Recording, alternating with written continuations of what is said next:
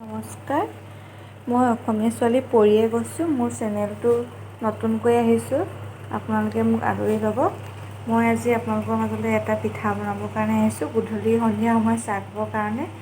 যিহেতু কেতিয়াবা এনেই মন যায় খাবলৈ কিবা এটা বনাই, মই বিশেষ একো লোৱা নাই। চাউলৰ গুড়ি আৰু 3 চামুচ চুজি, অকণমান নিমখ আৰু মই চুগাৰ ফ্ৰী এইটোহে দিছোঁ দেই, চেনি মানে খাবলৈ। চাব পাৰে, আপোনালোকেও ট্ৰাই কৰি চাব। মই এইটো ব্যৱহাৰ কৰিছোঁ, যিহেতু মই চেনি দিয়া নাই সেইটো কাৰণে। আৰু কেৰাহী পাতি থৈছোঁ, ইয়াত দেখিছে আপোনালোকে। ইয়াতে মই তেল দিম বা ৰিফাইন দিম, কিবা এটা দিম, আপোনালোকে চাই থাককচোন। আৰু কেনেকুৱা পালে আপোনালোকে লাষ্টত জনাবলৈ নাপাহৰিব। যদি ভাল লাগে লাইক কৰিব, শ্বেয়াৰ কৰিব, ছাবস্ক্ৰাইব কৰি দিব আৰু লগতে বেল আইকনটি দবাই দিব। ঠিক আছে, তেতিয়াহ'লে চাই থাকক মোৰ চেনেলটো কেনেকুৱা লাগে আপোনালোকৰ। মই ইয়াতে অকণমান ৰিফাইন আৰু অকণমান মিঠাতেল দি দিছোঁ, দেখিছে আপোনালোকে। গৰম হৈছে আৰু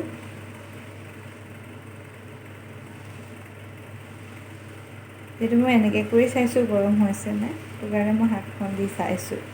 আপোনালোকে নাচালেও একো নাই, যদি গৰম হোৱা মন পায় আপোনালোকে পিঠাকেইটা দিব পাৰিব তাত। ঠিক আছে, চাই থাকক আপোনালোকে মই কেনেকৈ বনাওঁ পিঠাটো। ঠিক আছে, এয়া মোৰ পিঠা হৈছে ৰেডি, এনেকৈ চাই থাকক।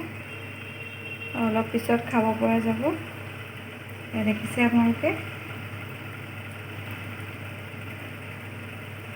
ইয়াত বেকিং পাউডাৰ নিদিলেও হয়, কাৰণ ইয়াত চুজি আৰু চুজিটোৱে ফুলাই দিয়ে।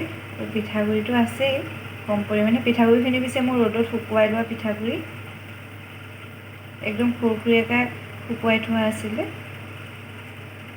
আৰু তাতে চুজি দিছোঁ, দেখাইছোঁ আপোনালোকক চুগাৰ ফ্ৰী কোনটো দিছোঁ। মই উলটিয়াই দিলোঁ, এয়া দেখিছে কি ধুনীয়া হৈ ফুলিছে। শুকুৱাই থোৱা পিঠাগুড়ি তেনেকৈ চুজি দি আপোনালোকেও খাবচোন বনাই, বিৰাটেই ভাল লাগে, মচমচীয়া হয়। এয়া দেখিছে, আকৌ এটা দিছোঁ। মই এনেকৈ ষ্টিক এডালত উঠাই থৈছোঁ। ষ্টিকডাল পিছে মোৰ দেউতাই বনাই দিছিলে সৰুৰে। এনেকৈ কৰি তেলটো যাবৰ কাৰণে মই বনাই থৈ দিছোঁ কাষতে। এয়া এটা ফুলি আহিছে, অকণমান দেৰি সিজিবৰ কাৰণে এনেকৈ থৈছোঁ। লাহেকৈ তাক উলটিয়াই দিম। এয়া মোৰ পিঠা হৈছে আৰু সেই দুটা লাষ্ট আছে, আৰু এইফালে চাহ পাতি দিছোঁ,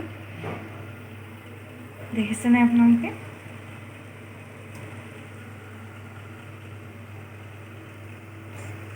মোৰ চাহকাপ ৰেডি হৈ গ'ল, এয়া দেখিছেনে আপোনালোকে।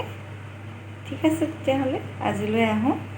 কেনেকুৱা পালে শেষত জনাবলৈ নাপাহৰিব আপোনালোকে। ঠিক আছে, ধন্যবাদ।